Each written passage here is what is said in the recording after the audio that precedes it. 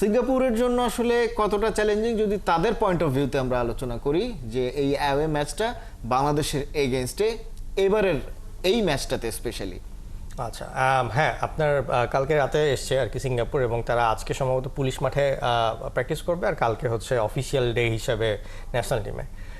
এখন সিঙ্গাপুর বলেন, যে কোনো টিমই বলেন না কেন, বাংলাদেশের এগেনস্টে খেলার আগে তাদের সবচেয়ে বড় যেই চ্যালেঞ্জটা সেটা হচ্ছে যে তারা একটু ডিফেন্সিভ খেলবে। তার কারণ হচ্ছে তারা এখনও ওভাবে বুঝতে পারছে না যে হামজা, সমিত এবং হৃদয় এরা যখন মিডফিল্ডে খেলবে তাদের কম্বিনেশনটা কী হবে, যেটা কিনা আমাদের জন্য বাংলাদেশ হিসাবে একটা খুব বড় অ্যাডভান্টেজ।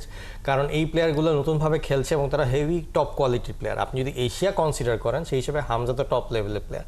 তো সিঙ্গাপুর বা ভুটান যেটা দেখলেন আপনি কয়েকদিন আগে, সবাই দেখবেন যে হামজার যে এফেক্টটা বা হামজার যে খেলাটা, সেটার কারণে বাংলাদেশের বাকি সব প্লেয়ারের উপর যে এফেক্টটা পড়ছে সেইটা নিয়ে সবাই এখনও ঠিক ধাতস্থ হতে পারছে না। ভুটানই বলছিল যে আমরা গতবার যখন বাংলাদেশের সাথে খেললাম সেটা ছিল একরকমের টিম, এইবার হামজার সাথে যে টিমটা আসছে সেই টিমটা সম্পূর্ণ অন্য।